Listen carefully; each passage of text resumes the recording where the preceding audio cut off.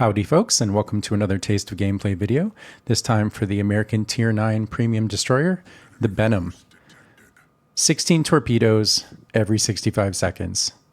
That's it. End of video. That's all you need to say, right? So, after playing the Smolensk earlier today, I thought to myself, I wonder if there are any other ships where there's just like one super defining characteristic. And I mean, of course, the Sherman came to mind, but I've already played the Sherman, the Friesland/Groningen I played recently. And then I was like, oh, the Benham, right? The Benham. 16 torpedoes every 65 seconds. And if I'm being honest, not a whole lot else, which, I mean, sometimes that's enough, right? In this game, that's going to be enough. I'm not going to do an incredible amount of damage, but I'm going to get a couple of kills. I'm going to finish off a couple battleships. I'm going to zoop around the map and cap a bunch. I'm basically going to act like your standard garden variety destroyer. The first weird thing about the Benham is that it's an American destroyer, but it honestly plays and feels a hell of a lot more like a Japanese destroyer. It has pretty poor guns, though the reload is high, which is unusual for Japanese ships, but overall the guns are not very good. It's got a boatload of torpedoes, no pun intended, though again, little bit different because they're quicker reloading, medium hard hitting, sort of okayishly ranged torpedoes. They're actually kind of like very average. And I'll tell you, I like the Benham, but the Benham is another one of those ships, kind of like the Smolensk, that, watch my failure. This is my eternal shame. Man, every time you take a torpedo and a destroyer, it's just so embarrassing. I should have known that was coming. I thought because I was pointed away that I was good, but I forgot. Well, I didn't forget, but I wasn't mentally processing how fast the Jaeger's torpedoes are. Anyway, I think that's the last damage maybe I'm going to take in this entire match. So yeah, so right there you see one of the weaknesses of the Benham, which is even for tier 9, it has a pretty poor HP pool, and it has no heals, and it has no like French saturation gimmicks. It feels very fragile. I mean, it is very fragile. It's not a ship that's particularly good, for example, against other destroyers. I mean, even the Jaeger, which is pretty poor, it probably can beat the Jaeger in a gunfight, but it's not exactly a slam dunk. And it's kill number one. The main advantage of the Benham is in situations where either what you need is just a garden variety destroyer to spot, because I mean, the Benham does have reasonable speed. It doesn't have very good concealment, but if you're spotting cruisers or destroyers, then you're going to be okay. It can handle ships that are pushing into it. It can catch battleships that don't know where it is. I guess the main advantage is because of that reload, and this is sort of, the Jaeger has this too. You, in a battleship, you're kind of used to mentally thinking about torpedoes every so often, but in the Benham, you might have to think about torpedoes basically constantly. And like, you'll dodge the first set, you'll dodge the second set, and then you won't dodge the third set. At least that's when the Benham's at its best. This is dubious. I kind of wanted to show what the Benham's guns were like. That's part of the reason I'm doing this. I also felt like, the Jaeger's burst is really poor, so if it starts to go badly, I'll just use my smoke and disengage, if I'm really in trouble. But honestly, this is ill-advised, because for one thing, the Jaeger has heals, so any damage I do to him, he's probably just going to heal it up. But actually, I mean, I do okay damage to him, and I convince him to run away. I'm now kind of out of position. I'm trapped on the edge of the map, and I need to get back into the game. And I'm going to have to spend a minute dodging these torps. Really, really don't want to take another one. That would be phenomenally embarrassing. Believe me, I've been there. But not today, Jaeger. not today. Fool me once, shame on you. Fool me twice, well, you won't fool me again. So, yeah, so the Benham, I mean, should you get the Benham? The Benham is really hard to get a hold of these days. I think it's only in Santa crates and super containers. I don't think it's the holy grail that it used to be. I think my sense is that the Smolensk, there was a time when it legit lived up to the hype, and now it's been power crept. But with the Benham, I question whether it ever really was like top tier. I mean, it's really impressive to just spin to win and dump these torpedoes over and over again. But in terms of like battle impact, it's questionable. It's definitely questionable.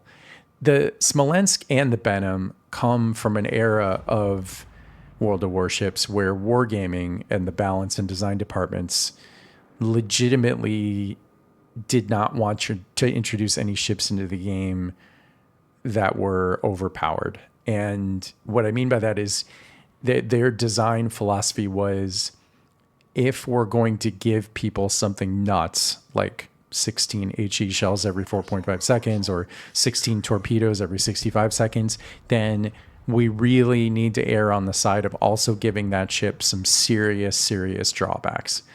And in the case of the Smolensk, you have things like the kind of pedestrian speed and the incredibly bad armor and no smokes, et cetera, et cetera. In the Benham, it's stuff like the low HP pool, that's mediocre at best maneuverability. I mean, it has pretty good speed, especially in a straight line. I'll have to look up the stats, but it feels like one of those ships that slows down somewhat dramatically when it turns. That's just the feeling I have. I don't know. I'd have to look it up. I can tell you that subjectively, the Benham often feels a little underpowered. Like I was saying in this month's video that I like ships like the Plymouth that always feel like they have a tool for every situation. This is a great example of a situation where I don't have the tools I need in the Benham because we're pushing, for one thing, and torpedo boats just don't push well. I have smoke, but then I'd have to just sit here, and I don't want to be here. I want to be over there. So I'm on the move, so the smoke doesn't do me any good. The poor HP pool means that even with this Jaeger, I mean, admittedly, in this game, it's my bad because I took that torpedo. But honestly, even if I was full health, like you just do not want to be taking fair fights in the Benham. Like you really only want to use your guns if you're sure that you're not going to get shot at in return. Like I'm going to open up in a minute here on one of these battleships, but it's because like I'm in my smoke, they don't have any radar, and there's nobody to shoot at me. There's a lot of games in the Benham where you just spot, which is useful, and you launch a lot of torpedoes and none of them hit anybody, and that's it. And sometimes you win those games, because sometimes that's good enough. But for every game where you get to dev strike some folks off the map, there's also another game where you just spin in circles and launch torpedo after torpedo after torpedo, and they just dodge them all. I'll have to look up I wonder if it's the detection range on the Benham's torpedoes. I'll tell you something about the Benham's torpedoes, having played a few games in it now. They just don't feel that great. The speed is 72 knots, which is okay. I mean, that's all right. It's just very middle of the road. The damage is like 15,000, I think, which again, I mean, it's fine. That's fine. And you do get a lot of them, but somehow it just doesn't feel. Yeah, I don't know. I can't put my finger on it. Like, definitely just in terms of overall power level, the Smolensk feels better. Like the Smolensk feels more impactful in more games. On the other hand, destroyers in the right hands are often just more impactful than just an HE spamming cruiser, right? I mean, there's going to be a lot of games where if you can live in the Benham to the late game, you're going to be immensely impactful just because you're a destroyer, like just any destroyer. I mean, and I'm doing some damage to that Roussillon. It's not, I don't know, maybe like 5K, adding in my little pea shooters, right? I'm very paranoid at this point about that Jaeger. I pretty much assume anytime I smoke up that the torps are coming, which is generally assumption you should make anyway. But especially now, right here, I'm like, oh God, do I go down the middle? Nope, nope, no, don't go down the middle. This is a great example of when you don't need to be the hero, right? I do not need to single-handedly win this game. I'm way better off going and capping B, I think it is over there. I mean, this is our game to win, right? We've got 500 points on them. I don't think we're yet in a place where we can just coast. There's too much game left. There's too many of their ships on the board. But, I mean, basically we're close to that. Like, we need to just not win harder and not mess this up. So, yeah, I mean, that's the Benham. You saw me finish off a couple of battleships with the torpedoes. They dodged a bunch of them. They didn't dodge all of them. You saw me spinning in circles. You saw me take a Jaeger torpedo. I mean, this is pretty classic, mediocre to slightly above average Benham gameplay. There's still opportunities for damage here. Spoiler alert. Hint, hint.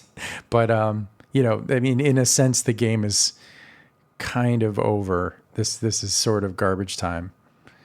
It's not quite a blowout. I don't think that's fair. I mean, the Reds played well, but I think at this point, their avenues for victory are declining. And of course, this is where the Benham shines because they are losing, and so they do have to push into me.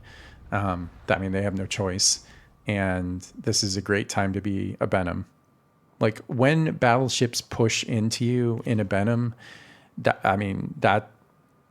this is one of the best ships in the game for that specific situation.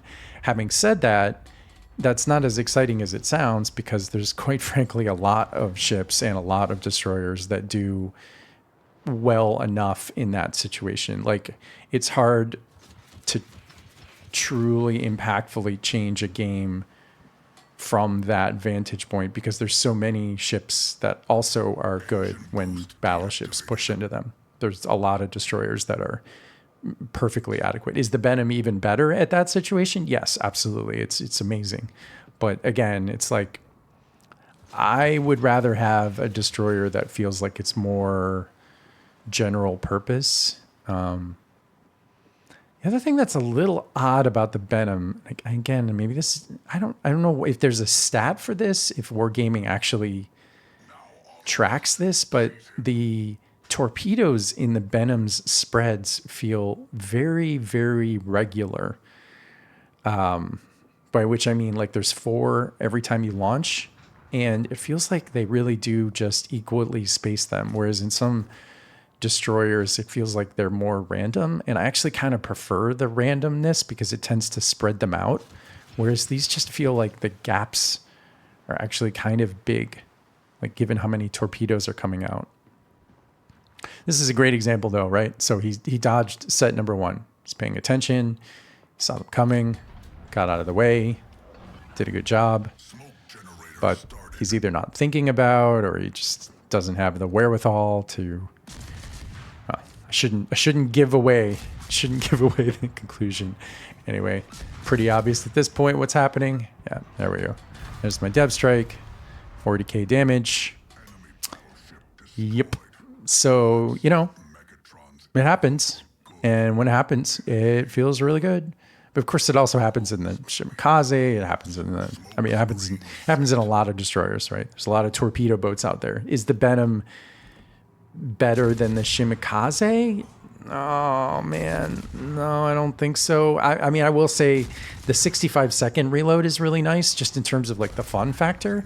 You know, one of the problems with playing a ship like the Shimikaze is you only get to launch those torpedoes every like 2+ minutes.